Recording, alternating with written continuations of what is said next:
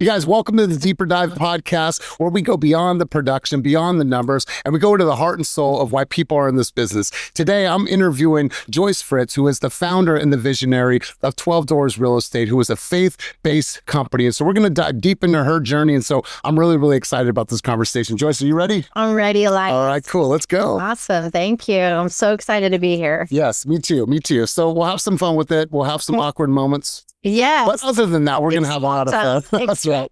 All right. So take us back to the early days when you decided to get your real estate license. Yeah. What prompted you to go into this industry? At all the industries that you could go into, what was it about this industry? Yeah. No, and it's a very vivid memory for me. So I was going to Delta College in Stockton. Okay. I thought I wanted to be a teacher. Really? Yeah. Wow. Okay. I've always really had a desire to help people, right? Just kind of Makes sense. So when I was in class, they were talking about the career path of being a teacher. And at that time, they were saying that the starting salary for a teacher was $36,000. Wow. I never went back to class. Yeah. It's a lot of work. I grew up the daughter of a firefighter. Okay. Single income home back in the 80s and 70s when mom stayed home. That was kind of the culture. Yep. So if we wanted things, we had to go get them. That's right. Right. And so I was really raised to go out there and work hard. So I had paper routes. Wow. Yeah. I cleaned people's houses, babysat. Me and my brother used to go knock doors and ask the homeowners if we could rake leaves, and they would pay us. Amen. And so, I bought my own bike, my own Schwinn 10-speed. Yes. And, I bought my own first car. Started working in high school. And so just that work ethic, I didn't realize it, but it really was kind of positioning me and preparing me for an entrepreneurial mindset. And I didn't know I had it at, 7, 8, 9 years old, right? Good for you. Yeah. So I really took a look at what do I want out of my future career. Yeah. I didn't want to be limited to what was possible. And the idea of a salary and just like, this is how much you make, it just removed the passion for me. Totally. Removed the purpose. Totally. Right? Yeah. And so I was like, no, you know what? I want to get into a career field where I can work hard and I can achieve my own results. I'm like, steering my own ship. I love that. So back in the days where there was newspapers, there was a classified ad for RE/MAX. They were sponsoring for real estate agents to get their license, and then they were going to help you. So I went and answered that classified ad. Wow. Started out at RE/MAX in Manteca. Wow. Yeah, I was 23 years old. Wow. How incredible. How incredible. Yeah. And so talk to me about your first 5 years. Like, when did it start to click? When you say, what, I'm actually good at this? Well, I've had a lot of starts and stops in real estate, which a lot of people don't know about my career path. So I actually was married to my high school sweetheart at that point. And unfortunately, we were having some marriage difficulties. He was having some personal challenges. And so ultimately, it wasn't the right time for me to be in real estate. We had our first child, my first son. And I just knew that it wasn't going to work. And so I really hadn't done any real estate at that point. I was hosting open houses, getting wet behind the ears. Yeah. But I decided to put that all on hold. So fast forward, now I'm 32 years old, almost 10 years later. And now I'm divorced, 3 kids, working as a full-time fitness trainer in Stockton. Wow. And I didn't know that about you. Yeah. How cool. Yeah. So that's where the heavy metal comes in, right? We'll get to that soon. And so that entrepreneurial side of me was able to come out because I found a lot of personal healing by hitting the gym. I grew up running track. I grew up playing sports. I was a tomboy. Okay. So I was very comfortable in that environment. I used to go right up to the, free weights and just be like, elbow the guys out of my way and be like, excuse me, while I pick up my 50-pound dumbbells, right? Oh, cool. And so I took that journey and turned it into a business. And I developed one of the most successful fitness programs at InShape Health Clubs. I was post-rehabilitation certified. I was working with St. Joseph's patients that were coming out of surgery. Really? Yes. And then I also got nutrition coach certified. Oh, cool. So I was able to menu plan and design, food programs for my clients. Nice. And then, of course, just the regular national certification. So one of my clients was actually a heart transplant patient from Stanford University. Wow. My daughter had 30 surgeries at Stanford. 30. Wow. She was Amazing. born 1 pound. Wow. 25 weeks. She came early. Wow. Yeah. Yeah. So Mike Collins, Senior, he owned Century 21 Okay. in Stockton, right there behind El Torito's in Coral Lakes on March Lane. It's closed now. It's closed. Yeah, I used to love Yeah, El those Torito's is margaritas. great. Those margaritas are the bomb. They had like these little corn balls. It's like a, Yes, they Yeah. were sweet. yeah. They It just came as a little side on that. Yeah, those are good. And then the fajitas. I will never forget the El Torito fajitas. Yeah. Yeah, his office was right there behind El Torito's. I ended up training his wife out of their home. Okay. She wasn't comfortable coming into the gym. And so they became friends. They became, really good friends of mine. And so he saw what I had built and he said, Joyce, as a single mom, you could take all of these assets, these skills and assets, and you would be an amazing real estate agent. Wow. And I was like, well, funny story, Mike. 10 years ago, I was licensed and I wanted to go down that career path. And so he goes, oh, tell me you did not let your license go. I'm like, yeah. And he goes, okay, well, when you're ready, come see me. We'll get you back. Wow. Get you back in the saddle. So you took the test twice? Yes. Did you pass the first time each time? Yes. Wow. Because, I'm kind of smart like that. Listen, you guys, don't let your license lapse. Even if you're not using it for a little while, I'd never want to take the test again. I passed on the first time too, and I passed in an hour and 2 minutes, but this is Joyce's interview, mine. I was 30 minutes late to the second test. I had just had an appendectomy 3 days before. I wasn't supposed to drive. They said, no, cancel your test, don't drive. And I hobbled myself in there. I finished in an hour and 2 minutes. People were like, where are you going? I said, I'm done. Yeah. Done. So, okay, cool. All right. So got your license again. Yes, got my license again. Actually, the thought I wanted to be a loan officer, even though he wanted me to go into real estate, I thought it would be a better fit for my single parent lifestyle. Yeah. His son owned a loan company, Central Valley Home Loans. So I went to work for his son. Did that for a year. But again, I knew how to hustle. I knew how to grind. I knew how to try to build a business. And so, broke out the Rolodex before cell phones, right? And just started calling everybody. And I reached out to a gentleman that I used to go to Super Bowl parties with. Okay. He was always there. Who's your team? Oh, 49ers. Okay. All right. Go Redding. If you were going to say your Raiders, I would have to end this podcast and leave. Well, anyways. My mother is an avid Raiders. She's not either. So I'm a Chargers fan, so that's a long-standing rivalry. I just remember him mentioning at these Super Bowl parties that he was a real estate investor. Okay. Let me give this guy a call. Nice. Bottom line, he was a wholesale investor with a partner. They flipped. They were very successful flippers. And so they brought me in and said, hey, we're going to let you start hosting open houses on our flips to try to get some loans. Nice. And again, I was hosting open houses from Sacramento down to Patterson. Wow. It's crazy what's happened in Patterson in the last I know, it's so growing, right? And I wonder if they're ever going to actually put the freeway over the mountains like they've been saying for the last 15 years. But anyways. Right. To get you back over to San Jose. Yeah, it would make sense. Yes. Anyways. Diablo Grande, I feel like I don't understand why people live out there. Just like middle of no. Sorry, Patterson, but why? I love you guys. But snakes out there. Yeah. No. It's like, it feels like the road should just connect from Diablo Grande over the mountain. But anyways, that's a whole other conversation. It is. Yes, it is for sure. So started working with them, and then ultimately they saw how hard I worked, and they brought me into their office and they said, we have an idea. We'd love to build out a retail side of real estate. We'd love to create a real estate company, have you become the broker, and let's hire agents and let's build this side of the business. And so I said, I'm all in. So I left loans, and I was only there a year. Okay. And so we started on that journey. I was working on getting my broker's license. But then they had a parting of the ways, business partnerships don't always last. Right. So I got the call. I think I was working with them for like a year and a half, 2 years. And I got the call to come in, and they were going their separate ways. So that was about 2004. Wow. Okay. And I probably about, 36 or whatever. I'd have to do the math. Okay. We won't say how old I am. No. And so I remember calling my mom because I was thinking about going into new construction sales. I was feeling fearful, like, am I going to be able to support my kids? Because I had a pretty good thing going with them. Yes. And just, I got to start over.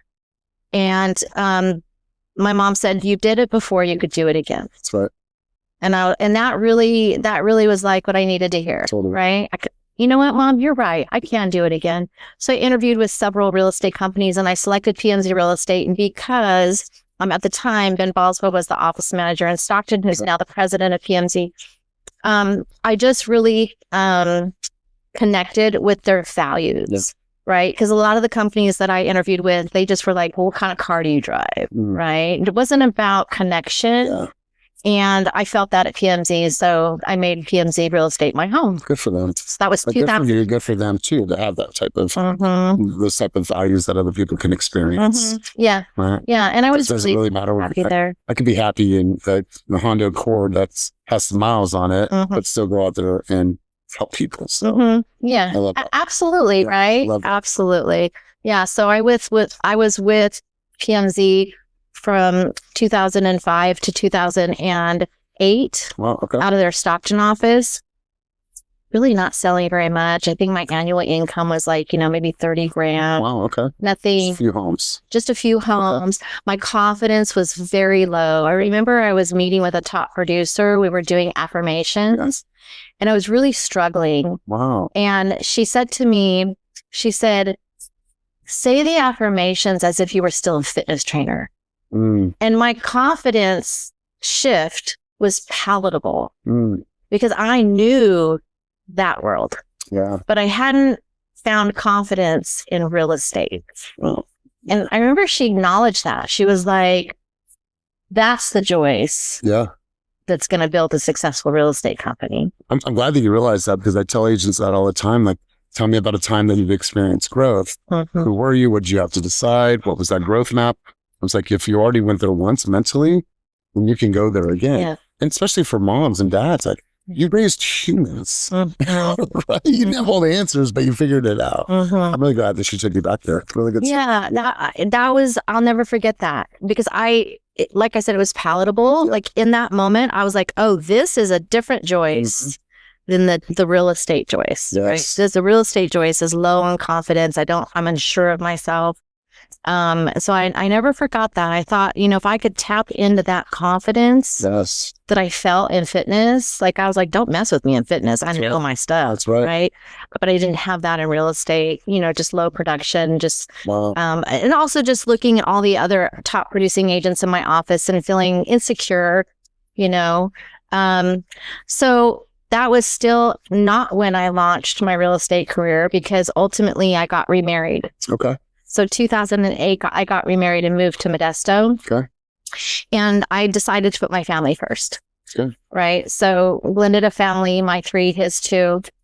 And it was coincidental that the real estate market had just crashed. But I truly was just putting that chapter of my life as a priority. Because the whole real estate industry was only short sales and foreclosures. And if you didn't have bank accounts, REO, not literal, but yes, REO, bank business, you didn't have a real estate business. So I knew that it was going to require, again, to rebuild my business. And I said, I don't want to put in the 60 hours a week that I know it's going to take. So I'm going to focus on my family at this time. Smart. Yeah. Smart. Yeah. And so 2014. So from 2008, 2009. 2014. Yep. Focus on no real estate. Did you keep your license? Yes. Did you do your continued education? No. So because I thought I wasn't going back to real estate. Really? Again. So did you take the test the third time? No. Oh, okay, good. The Department of Real Estate has a grace period. Okay, good. So my father-in-law, my then father-in-law reached out and said, I want to buy some rentals. I want you to be my realtor. Okay. My son had just gone to the Air Force. We're 2013, 14. And my oldest daughter was a senior working at Starbucks. Like my kids were just, they're done with me. Your daughter worked at Starbucks? Yeah. Her first job? McDonald's. Okay. So the rest of his first job was Taco Bell. Stayed there for a little bit of time. And then she went to Starbucks, and she's been there now for over 2 years. Oh, okay. She's going It's to a school. great company. She's going to ASU through them and benefits. She's on leave right now. She just had carpal tunnel surgery. Okay. 20 years old, but I think it's from the barista. Is this the 1 pound baby? No, that's the regular pound baby. Regular pound baby. Yeah. She's 2.5 years at Starbucks. It's a great company. Yeah. Plug for Starbucks. Yes. Yes, but not pumpkin spice lattes. Right? No. Not for me, my friends. Not for me. So I decided that maybe this was a sign that maybe it was time for me to consider getting, a career going again. And so I reached out online to the Department of Real Estate and found out that there was a grace period because my license technically had expired. But there is a grace period up to 18 months where you can renew your license with just the continuing education and not having to take the test again. Good. So your girl took the did the continuing education. And got relicensed. And so 2014, I had gone back to fitness when I got remarried. Okay, I was working at In Shape Health Clubs, and I was doing a lot of training out of my 3-car garage because I had learned that's a real great niche. Lots of women don't want to be in the gym. Totally. And so I was training a lot of women out of my garage, and one of them was a family member who was in loans. She wanted to partner with me. Okay. So we had a little run together for 3 years. Nice. So that partnership ended in 2017. So I marked that April of 2017. I marked that as the beginning period, the true beginning period of what we're here today talking about, which is, the end result of the, creation of 12 Doors Real Estate. Well, I gave birth to it at that time. It did because, again, I had to rebuild, the branding all had to go away. We're no longer, the whole little spiel of what we were together. It was like, again, restarting, starting over, right? So early on, was it just Joyce Fritz Real Estate? It was just your brand? Just Joyce Fritz Realtor. At what time, for the people that are thinking about growing a company, opening it, or having a team, what point did you get to say, you know what, I've built this as a singular thought process. Now I want to be universal and help other people. What was the point? What point did you hit that you said, I'm going to do this for other people as well? So now that's where we kind of get into the whole spiritual journey for me. I mean, the whole thing's been spiritual all along because I'm a Christian, but this is really where God revealed the plan, right? Like, you've been through all of this, right? Now I'm going to reveal the plan. And so I had made a commitment that my real estate business was going to be God's at that time. It was a personal decision because leaving that partnership was a act of faith for me because I was still struggling with insecurity. And my partner was 10 years in loans. And so she had a Rolodex that was pretty deep. And I was new to Modesto, right? And I felt a sense of security that if we could tap into her database, there would be a lot of opportunities there. And so when I stepped away from that relationship, it was a large part of that decision was God challenging me spiritually and personally of where was I placing my security and my trust. I was placing it in another person, not in him. Wow. Okay. He wanted me to step out in that faith and say, I'm going to trust God for all of my provision. Like, he's going to provide for my business.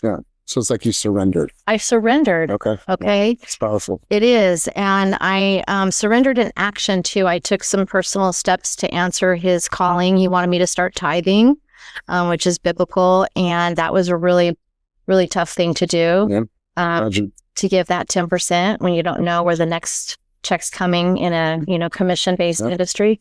And so when I made that commitment to partner with God, he is now my business partner. That was where my mindset was at. I was like, okay, God, I'm trusting you. Wow. Like, you're going to, heard it put this way from you. You're going to take care of me. Well, we didn't have the time to deep dive. And so he started showing up in miraculous ways. Wow. Truly, the phone started ringing unexpectedly. The business started rolling in. Do you feel that happened because you had surrendered and that you were truly, truly walking in your purpose? Yes, but I also obeyed Okay. what he asked me to do, and that was to start that tithing. Okay. I think that was him testing If you were willing.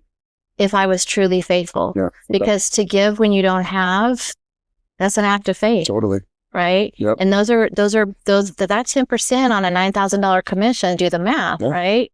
That makes a I big mean, difference. I was a throw a 20 in the offering plate girl at Right. church, Right. right? Yeah. So this was like, I'm kind of breaking a sweat Yep. when I'm writing this check, like, whoo, right? So I think he asked me, well, I know he asked me to do that because he was growing me Yeah. and teaching me. And that was the only way for him to truly test my resolve Yep. in my faith. To see if you were truly faith-based. Yeah. Wow. Yeah. That's wow. It's really miraculous. Yes. So I share all of that with you because the abundance, the overflow, the crap load of business that was coming my way. I had so many agents from BMZ Real Estate, wanting my time. Of course. What's your secret sauce? What are you doing? And I'm like, I did what God asked me to do. It's not sexy, They weren't expecting my answer. Like, yeah, okay, well, yeah, you trusted God and yeah, you're tithing, but what else? What are you doing? Yeah. Right. And I'm like, well, I'm making my calls because at this time I had gone to the Ninja Selling Seminar, which was pivotal, really changed my mindset. Sure. But I truly attribute all of the success to God, showing me, flexing, like, I'm God. I can do more than you think, dream, or imagine. And so it was him showing off. And I reached a point, Elias, where I couldn't manage the amount of business that was coming my way. So I'm going to pause you for a second. So having this understanding, this relationship, this calling, this crusade. And so when people are asking you, well, what did you do? Well, the actions are in direct alignment with how you believe and what you feel and your faith. And so it was not like I didn't have to contrive it. I wasn't white knuckling it. I was doing the things that I'm supposed to do because I'm walking in my purpose. Yeah. And so of course you're going to make the calls. Of course you're going to knock the doors, do the things because it's all in direct alignment. Yeah. And so Stephanie said that earlier. She says some people misconceive it as religion-based. No, it's faith-based. And so whatever way you want to look at that, she's like, I have the faith to know that my calling is to reach out to these people, to do the things, to have this interaction. And so I absolutely love it. Love it.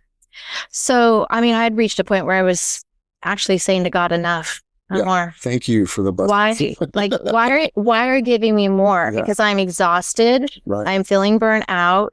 I'm feeling like I can't keep up with this.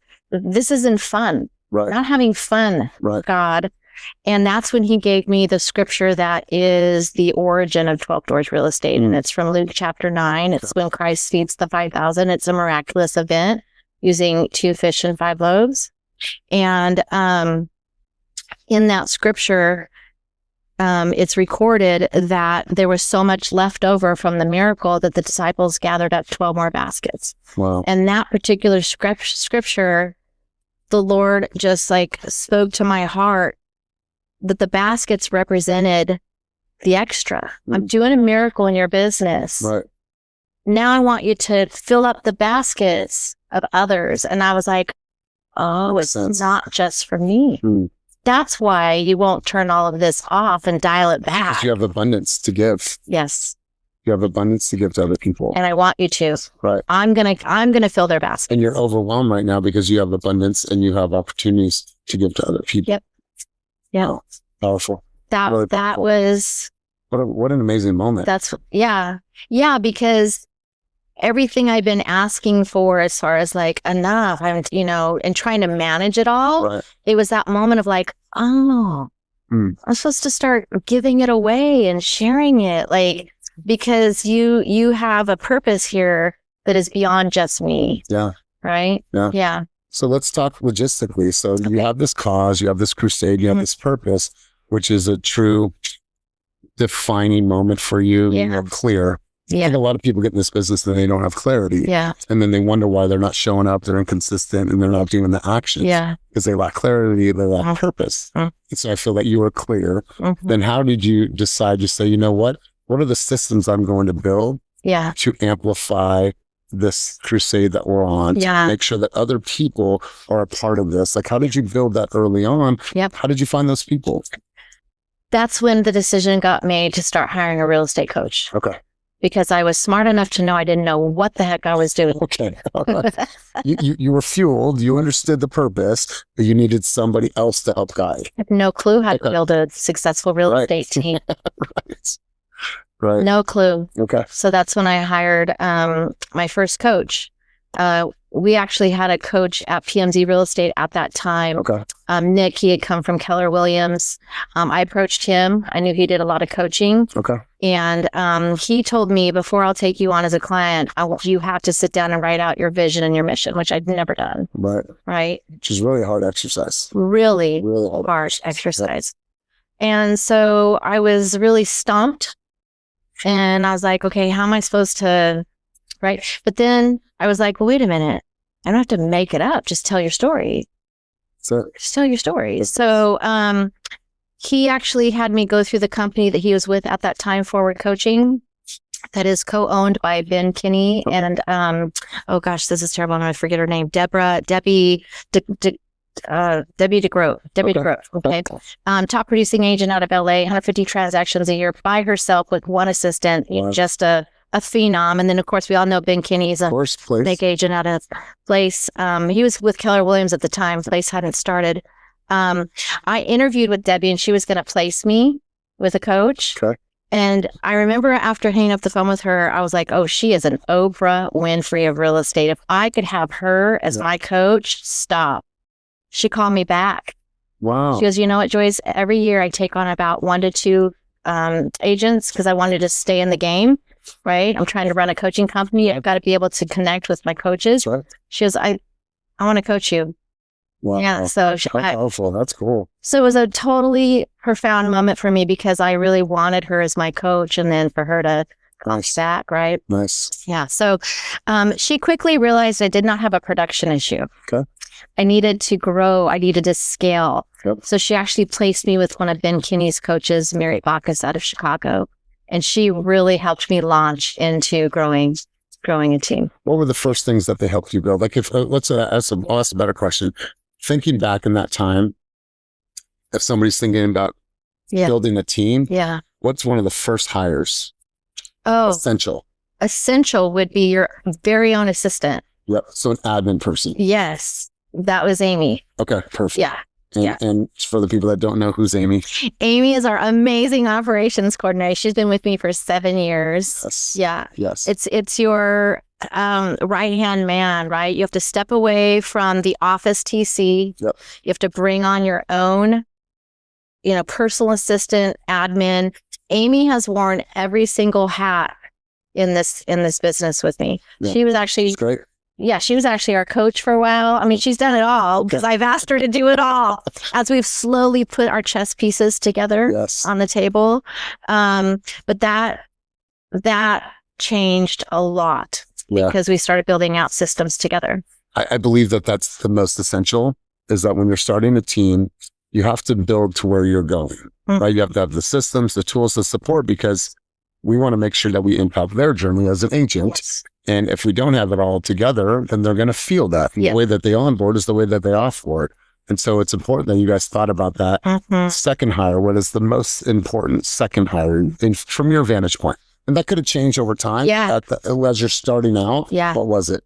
Well, I didn't do it. Okay. But it is the most important second step, your own buyer's assistant. Okay. Showing assistant? Yes. Okay.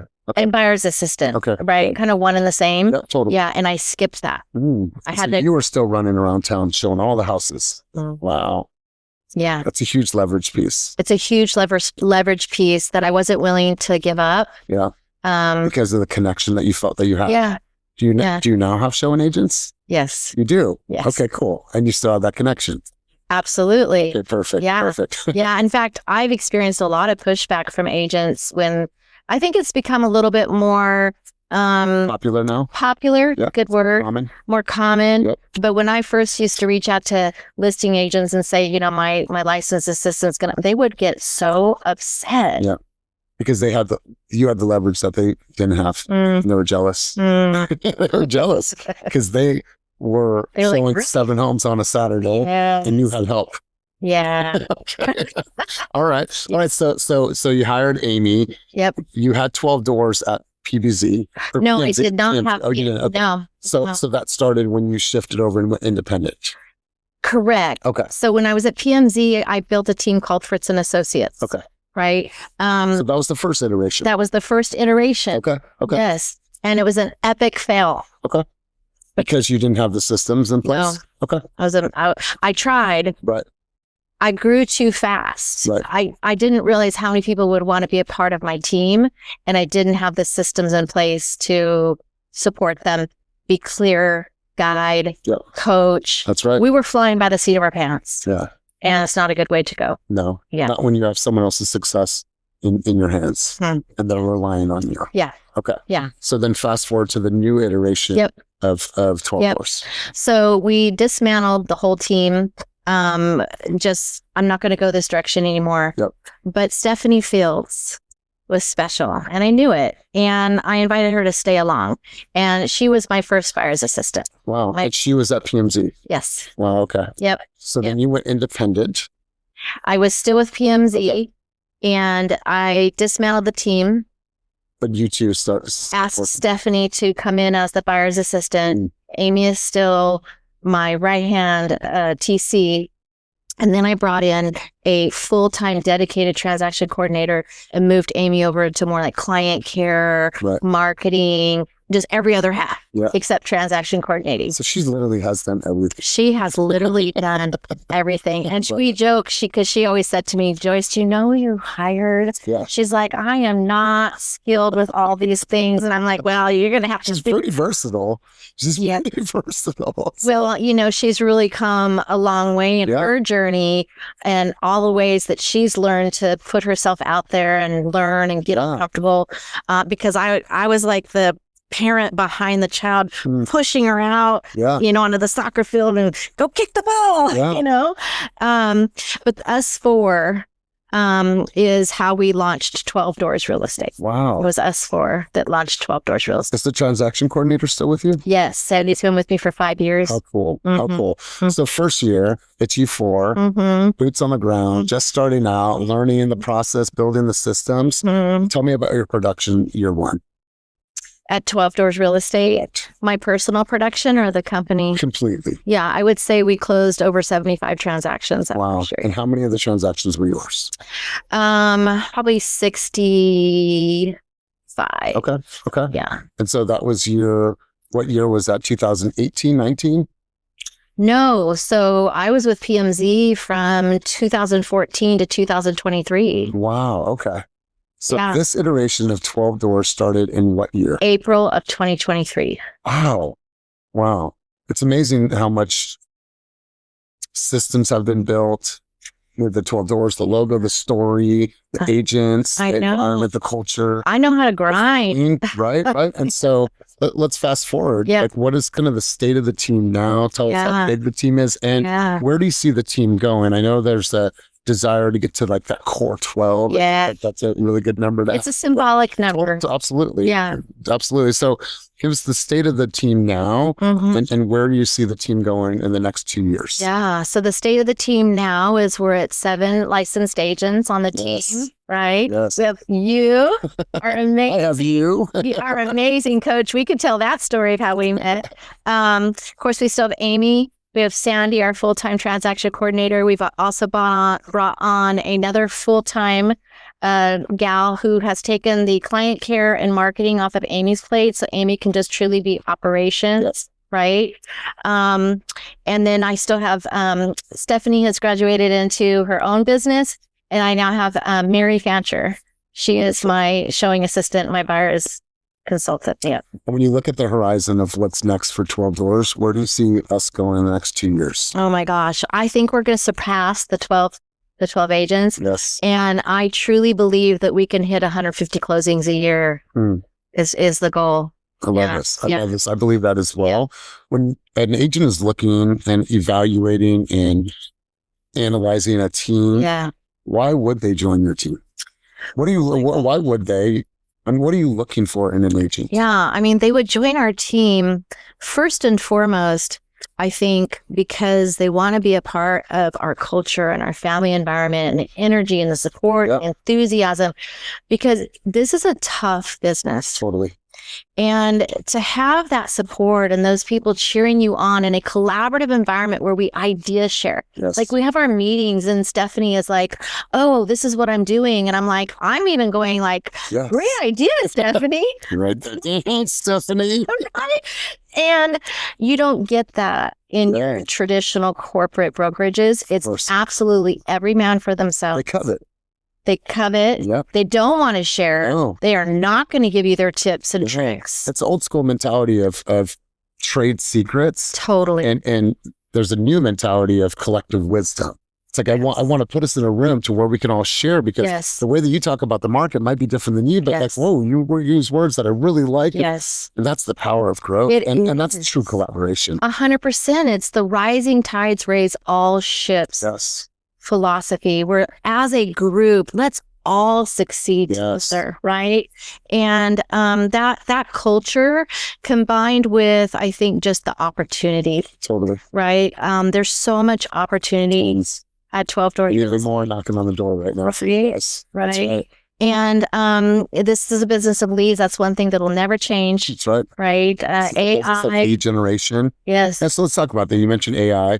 Like, the business has changed dramatically in the last 5 years. I think that we've seen several different seasons from the year of adaptation in 2020, COVID, mask, PED forms. And then we went into, 2022. Yeah. And the sentiment was double down, right? Because interest rates went high, almost 8%. Yes. So it's like, okay, it took 50 conversations to get one contract. Well, now it's going to take 100. So everybody double down. And the looming NAR settlement. And in 2024, we had NAR settlement. So that means that we had to revise the way that we communicated our value proposition. Then to fast forward to this year, looming war, tariffs, everything that's happening in the world. And so I believe that there's always going to be a media that is, I guess in a sense, trying to lead sheep as the shepherd. And then we're the ones that say, you know what, here's the reality of the situation. So we're the poise. And so the business is changing, and it's always going to change. Yes. Where do you see us heading in the next 2 years as an industry? What do you think are some of the most significant changes that you feel are on the horizon? Well, I think that the structure we're creating at 12 Doors Real Estate, the teamerage concept. Totally. I think absolutely you're going to see that concept continue to grow. And that's going to be the thriving environment in which the majority of real estate agents are going to succeed. I think we're going to see the disappearance of the agents that are just by themselves. Totally. Right? Doing minimal to no production. You're still going to have those top producing agents that want to just run their own show and crush it and close, 30, 40 deals a year and not interested in being on a team. But I call it the middle class of real estate. Okay. Right? I think that middle class, they're going to need to find their home at a teamerage. Totally. Yeah, I absolutely love that. Absolutely love that.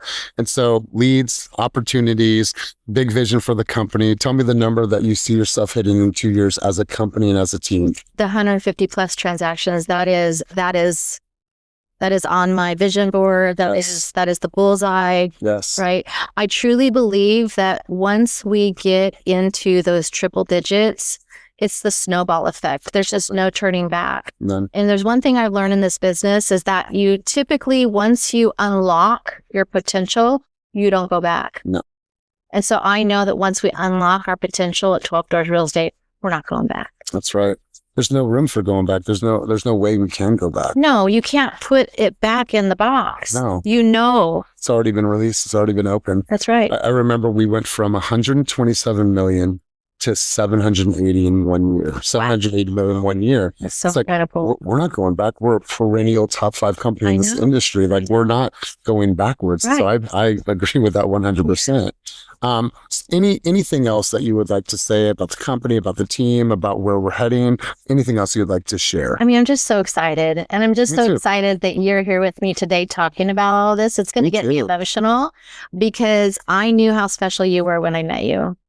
And to have you sitting here on this couch with me talking about the future it just means the world to me. And I know that God placed you at our company for a purpose, and we're going to do some amazing things. I was scared at first. Were you? Yeah, I was just scared because you guys are strangers, right? And it's like I come from a different style of real estate. I'm like, do I fit in? Or are they gonna side with me? Or are we gonna not? Like, so I was fearful too.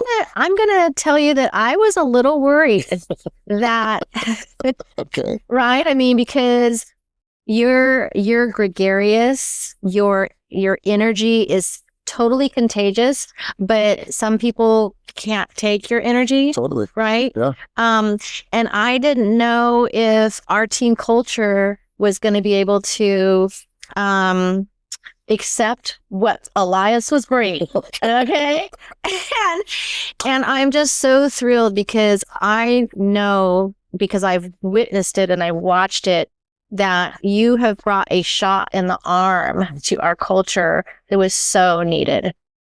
Well, I appreciate the opportunity. And now it's like, now that we've grown together, like I have my relationship with everybody in the team, like, I get to see Jade and we connect, off of it, off of our, so we all have this really good energy. And so I took it personal to say, I need to show this team my heart. I need to connect with them. It's like, it's not that what I've done in business. It's like, how can I show up for you guys? How can I be here as a support system for you, but still have the same level of intensity? And so I was, of course, scared, but the fear didn't stop me. My fear said, what can I do to best show up for this group of people? How can I pour into these humans? And so it's even when you're not there, because you're not there at coaching. And so it's just like, you have to hear their feedback and see their results. And if I'm not doing my job, then you're going to see it in their lack of production or how they show up. So it's an honor. It's an honor. So 2 fun questions before we close out.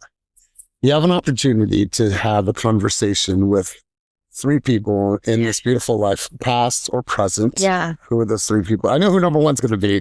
Who are they? Jesus Christ, my Lord and Savior. Absolutely. Yes. I would love to talk to him. I have a lot of questions. One of my real estate coaches, because I've had many over the years, one of my coaches said to me, do you know what the most popular word's going to be in heaven? No. Oh. Oh, okay. I get that now. Okay. Good stuff. All right. So Jesus. And then I've always been fascinated by Maya Angelou. I just think, of course, she's passed now, but she's just a powerful, deep woman. And I just feel like there's just so much wisdom there, right? And before we go on, what's one of your favorite quotes from Maya Angelou? Oh my gosh. When people show you who they are, believe them. Powerful. Powerful. People don't care what you know unless they know that you care. Is that from Maya Angelou?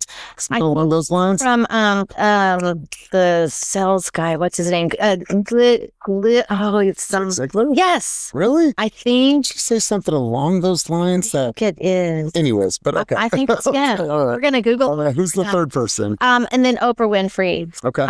Just her story. Yeah. Just coming from nothing and creating an empire. That's something I used to jokingly say to people when they would, say, what have you been up to lately? I said, growing an empire. That's right. That's right. So, I just admire just everything that she's achieved. I love it. Phenomenal. I'm going to ask it one last question, but I feel that the core of what I do is human development. When you think about what you do to continuously work out your mind, to work out your skill set, to keep yourself really, really focused on this business, what are some things that you do, read, that you pass on to somebody else? Yeah. So it's kind of like, what's my daily routine? Like for human development. Yeah. And personal development. Yeah. Is a better way to put it. Yeah. So ask me that question one more time. What do you do for personal development, human development, mindset work that keeps you growing and keeps you focused? Okay. Gotcha. Absolutely reading books. Yep. I mean, Charlie Kirk, when I heard that he read, how many books a year was he? A ridiculous amount. Like a book a week or something? Yeah. I was inspired. I was like, I need to read more books. There is so much wisdom and so much power in books. So I do read books. I do have a really nice library that is representative of all the books that I've read. And I've read some of the, the really good ones, right? Top 3 in the last couple of years. Top 3 books. I would have to say Rocket Fuel. Oh, good one. Yeah. Who wrote that? Gene Wickman? I'm not sure. Okay. Yeah. Atomic Habits. James Clear. Great book. Great book. And then I haven't read this in the last couple of years, but I'm going to include it in my answer because I think it is one of the best books of all time. And that's The Millionaire Real Estate Agent by Gary Keller. Yeah. Great book. Yeah. Great book. Yeah. I've reread that a few times. Yeah. I think if I was asked that question, Limitless by Jim Quick. Okay. Read that last year. Psycho-Cybernetics by Maxwell Maltz. I've read that book probably 10 times. Mm-hmm. And The Science of Scaling. It's a book that is I need to read that because it talks about exponential growth versus linear growth. To read that. And when you think about, say for example, we're going to hit 150 deals by the end of next year. Mm-hmm. Well, what would happen if we did it by August? Right. How would we have to show up? What the urgency would be? How many more calls would we do? How would our behaviors change? How would our focus change? Mm-hmm. So it helps you to think in exponential terms. Yeah. With an urgent time frame in almost unreasonable or unrealistic impossibilities. It says, what if you did it in this time frame? Yeah. It's a really good book. Actually, I have a copy for you at the house. Oh, I would love that. So I'll give it to you. Last question. Let's talk a little bit about music. Okay. All right. If you had 3 bands living, or past bands. Yes. Or singers or performers. Yeah. Who would you go see? Well, you may not. You would never guess this about me, but I love heavy metal music. So random. So after everything we've spoke about today, that is so random. Okay, I love this. It's kind of the yin to my yang. Yes. Right? Think about it. Right? I really am a very deeply analytical, spiritual. I'm very quiet naturally. Meaning when I go home and shut the door, I like peace and solitude and quiet time. I like slow movement. An amazing day for me is like a day at the spa and quiet. But my alter ego is heavy metal. Okay. So one of my all-time favorite bands is Korn. Love that. Saw Slipknot in concert. Love Slipknot. Love Slipknot. And then probably Deftones. Really? Yeah. Oh, cool. The harder the rock, the better. Yeah. There's just something about just kind of that, Oh, yeah. Makes you want to run through a wall. Yes. That's right. And I'm a very competitive person. I'm very sports driven. And so it taps into that side of me. If you came up to me at the gym and I was deep in my flow and I was working out, sweating, and you took one of my ear pods, what do you think I'm listening to? Just on a normal, genre. Yeah. I mean, heavy metal, Metallica. No. Oh. No. Okay, not Taylor Swift. No, I'm not a Swiftie. Never have been. I don't think I ever will be. I haven't listened to heavy metal since I was 17. Okay. At 17 and a half, 18. At 18, I met a girl. Her name was Laura Hill. She had just got off tour with the Grateful Dead. Oh. And so she had been on tour for 5 years. She's 25 years old. Okay. And here I was listening to heavy metal. I like to fight. And me and my boys were like rough, Yeah. And then Shocker. Yeah, she's like, let's go here. And there's this spiritual journey and love your brothers and sisters. And let's peace and love, brother. And I went down this so I have this huge hippie part of me. I went on this whole journey with her, and then I stopped listening to that music. Okay. That was the time. Yeah. But if you took one of my earbuds at the gym, I'm usually listening to either a soft neo soul. Okay. Or I'm listening to Grateful Dead, which is a lot slower jam band, but I'm never listening to anything. And then sometimes hip hop, but it's always someone will you listen to some girls singer? It's so random. I mean, it's so random. Gotta have some E40 in the earbud. Yeah, sometimes I do, but for me, it's always relaxing music when I'm working out. Interesting. And the exterior, I'm working out hard, I'm sweating, but in here, it's so peaceful. Do you think you would just run through the wall if you listened to rock kind of music? Trying to keep the bull in? I don't know. Oh, it's just I love soul music. Okay. That's my genre. Soul music is what I love. I collect records, but that's my. You would not see. We're opposite. Yeah. On the exterior, we see wild and quiet music, and on the exterior, we see quiet. On the inside, wild. That's funny. Yeah, I am a big teddy bear. I'm a big teddy bear. I have a huge heart. And so, well, this has been fun. You guys, So welcome. fun. And thank you for being here. Welcome. Well, thank you guys for tuning in to the Deeper Dive podcast, where we go beyond the production, go beyond the metrics, go beyond the KPIs, and talk to the human behind the business. So thank you guys for tuning in, and stay tuned for our next episode. Peace.